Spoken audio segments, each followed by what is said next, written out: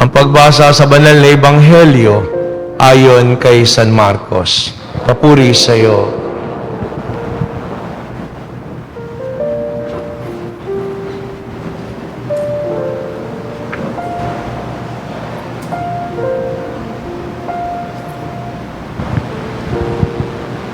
Nang panahong iyon, winika ni Jesus sa kanyang mga alagad, "Mag-ingat kayo at maging handa, sapagkat hindi ninyo alam ang oras kung kailan. Katulad nito ay isang taong umalis upang maglakbay sa malayong lupain. Pinamamahala ang kanyang tahanan sa mga alipin na binigyan ng kanya-kanyang gawain at inutusan ang bantay pinto na maging laging handa sa kanyang pagdating. Kaya hindi naman, maging handa kayong lagi, sapagkat di nyo alam kung kailan darating ang puno ng sambahayan. Maring sa pagdilim, sa hating gabi, sa madaling araw, o kaya'y sa umaga. Baka sa kanyang biglang pagdating ay maratnan kayong natutulog. Ang sinasabi ko sa inyo ay sinasabi ko sa lahat, maging handa kayo." Ang mabuting balita ng Panginoon.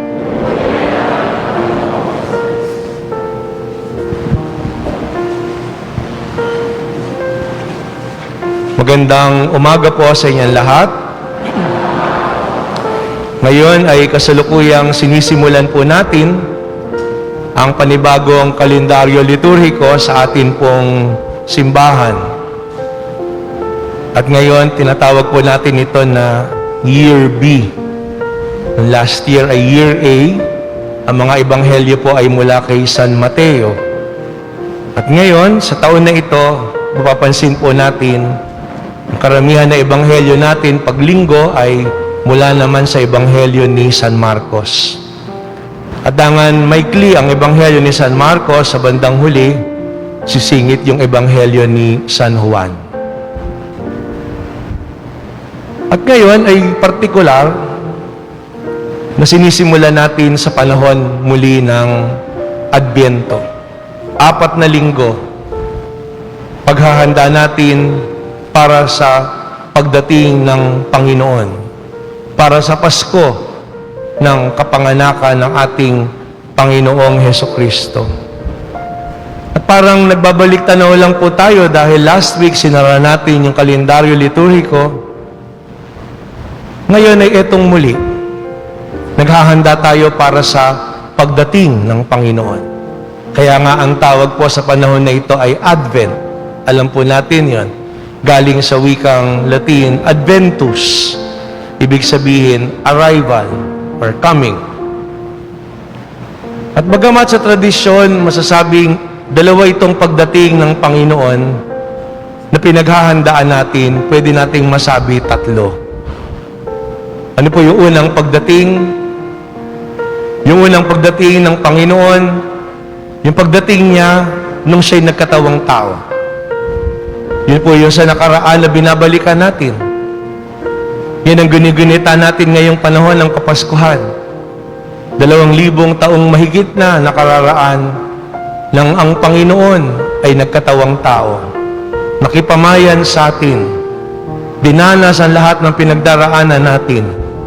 Naghirap, namatay, muling nabuhay, at lumuklok sa kanan ng Ama. At sinasariwa nating muli yan. Ano yung mga pangyayari, ano yung mga kaganapan, ano yung mga bagay na dapat nating matutunan at pahalagahan sa unang pagdating na yon ng Panginoon. Ang ikalawa na pinaghahandaan natin ay ang pangalawang pagdating ng Panginoon.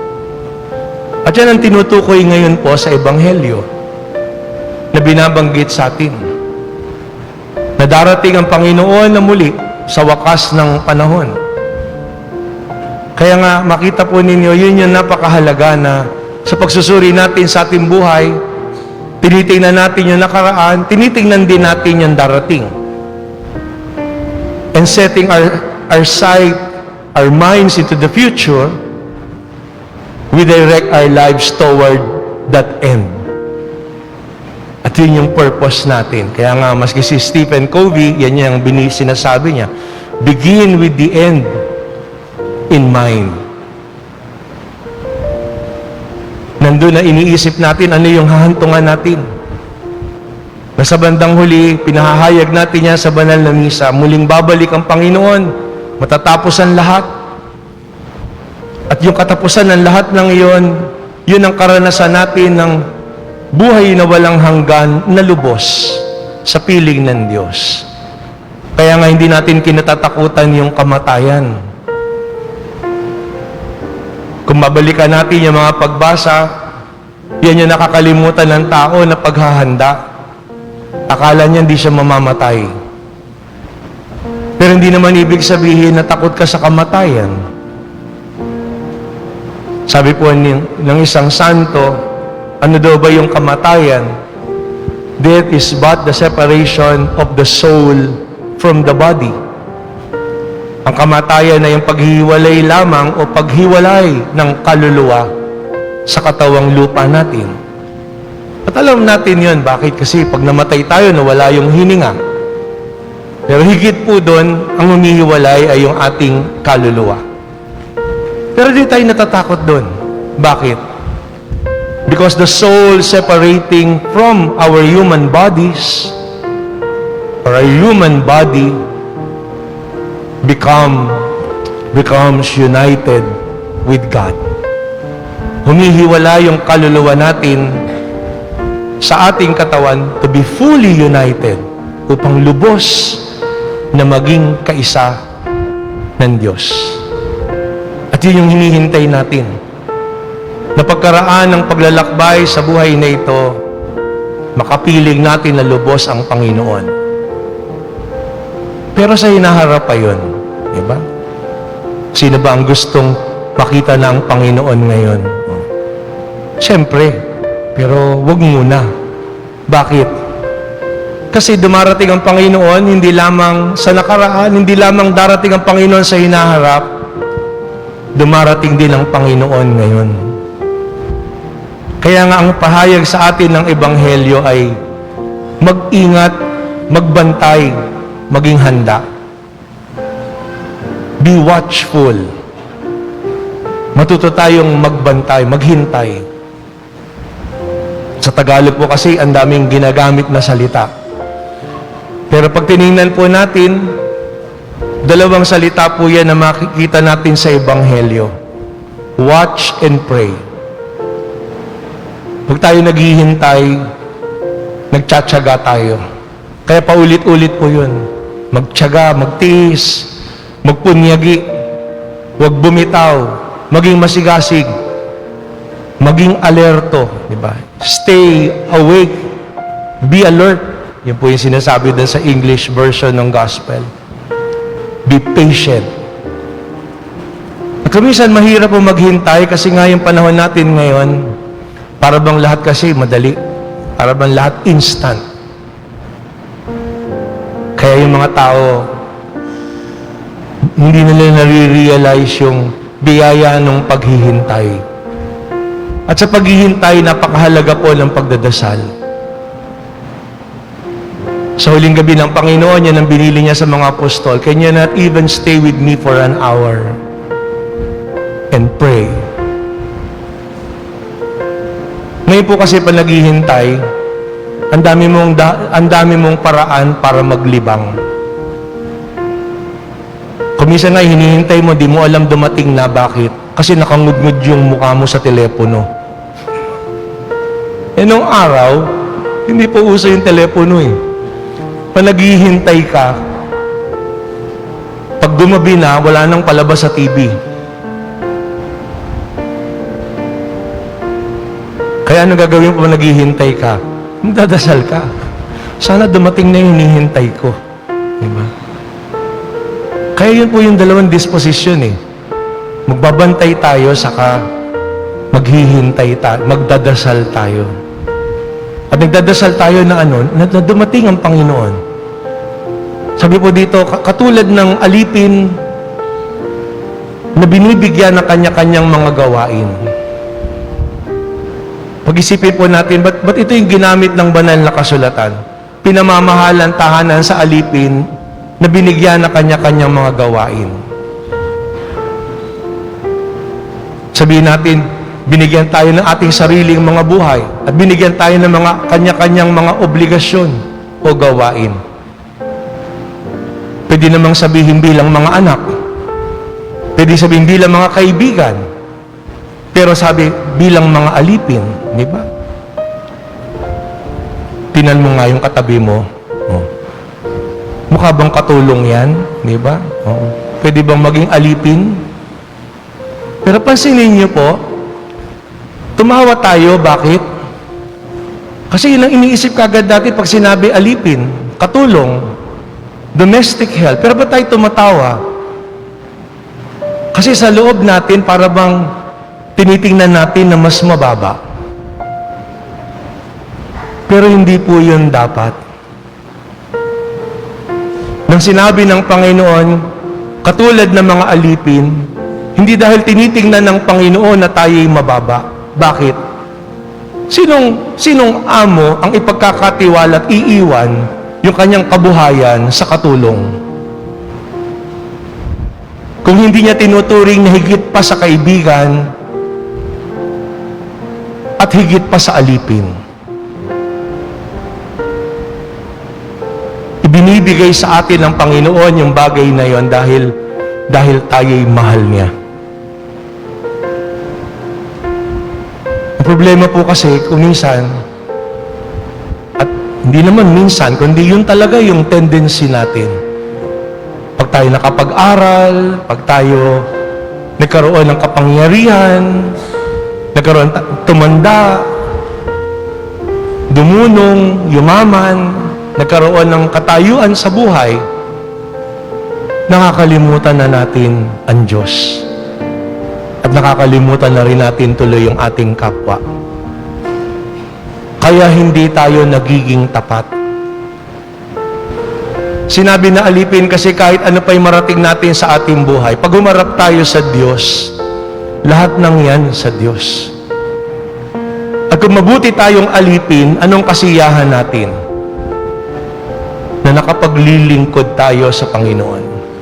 Na yung pinagkatiwala sa atin ng Panginoon na pagyayaman natin. At tinatanaw natin utang na loob yun sa Diyos. Lord, yung buhay na binigay mo sa akin, yung runong na binigay mo sa akin, yung kapangyarihan na binigay mo sa akin, yung buhay na binigay mo sa akin, ito ang bunga. Ito yung pamilya ko. Ito yung mga ginagawa ko. Ito yung araw-araw na pinagkakaabalahanan ko. Kung kaya pinaghahandaan natin ang pagdating na yan ng Panginoon, anytime. Hindi natin hinihintay yung last day. Araw-araw. Kasi hindi natin alam kung kailan siya darating. At inaasam natin dumating siya. At dumarating siya kung kaya tapat tayo. Kaya nga po yung panalangin mahalaga.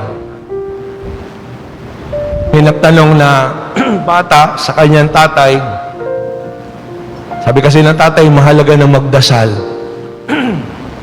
Sabi ng anak, kailan po pinakamagandang oras na magdasal? Ang sabi ng ama, pag malapit ka nang mamatay. Totoo naman po yun.